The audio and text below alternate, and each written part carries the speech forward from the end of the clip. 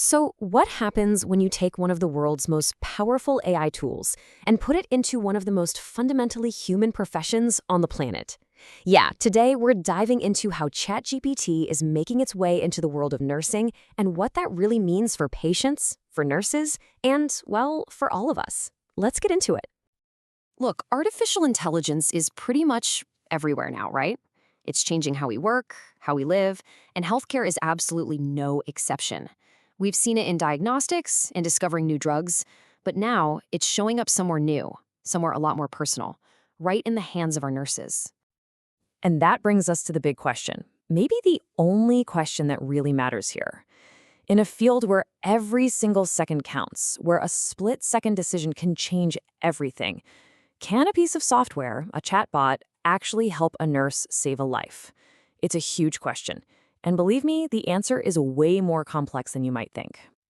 To get a sense of just how big this is, just look at this number. 100 million. That's the number of people who were actively using ChatGPT back in August of 2023. I mean, that made it the fastest growing app in history. So with a user base that massive, it's spread into a critical field like nursing, well, it isn't just a possibility anymore. It's pretty much inevitable. Okay, so what exactly are we talking about when we say ChatGPT?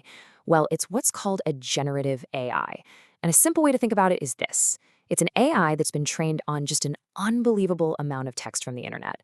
Because of that, it learns to understand what we're asking and then generate brand new, human-sounding text in response. It can summarize things, it can explain complex ideas, it can even write stuff from scratch. So when you look at how this tech is affecting nursing, it's not just in one single area. The research shows it's actually popping up across three very different but totally connected worlds: how nurses learn their craft, how they push the science forward, and of course, how they actually care for patients. You can almost see AI's journey through the profession, right? It starts out in the classroom, fundamentally changing how we train the next generation of nurses.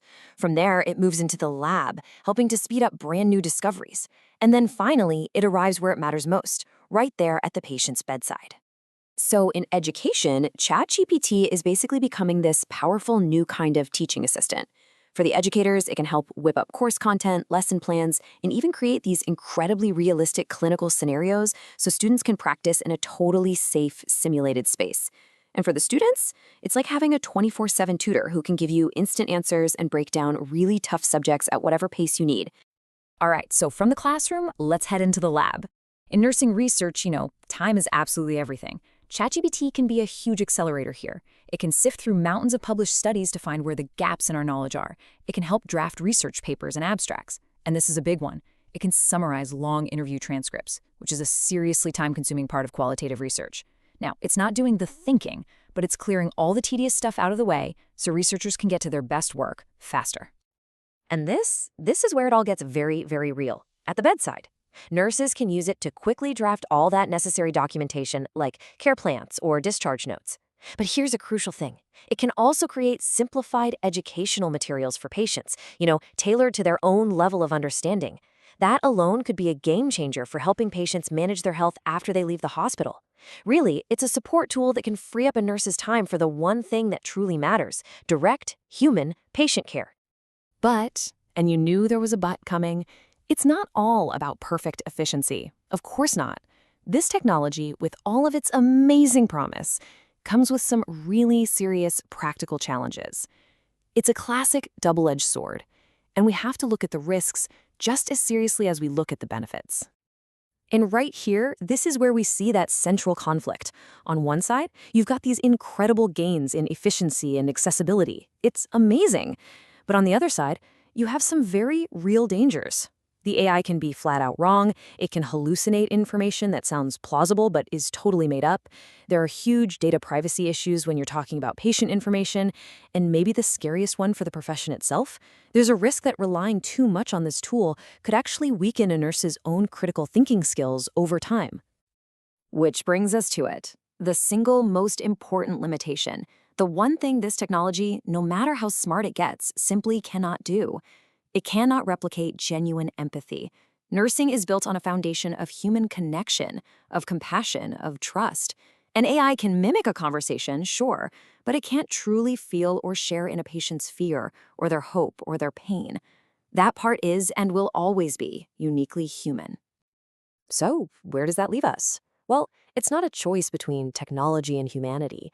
It's about the challenge of integrating the tech while fiercely preserving our humanity. The path forward has to be about finding that perfect, careful balance. And honestly, this idea is just captured perfectly in this quote from the research. ChatGPT offers significant opportunities, yet it should not substitute for professional judgment or human compassion. I mean, the message couldn't be clearer. It is a tool, it is not a replacement. So the bottom line is we need a clear roadmap. This means using AI to complement a nurse's skills, to make them better, not to replace them. It means we have to establish really clear ethical guardrails. We've got to teach AI literacy right from the very beginning of nursing school. And always, and I mean always, we have to make sure a qualified human professional is overseeing any AI-generated content before it ever gets near a patient.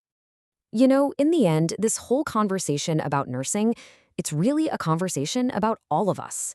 As these incredible tools get more powerful and woven more deeply into our lives, the question we're all left with is a big one. It's not just about building smarter machines. It's about building a smarter, more human future for ourselves. So how do we make sure that this technology always serves our humanity and never, ever replaces it?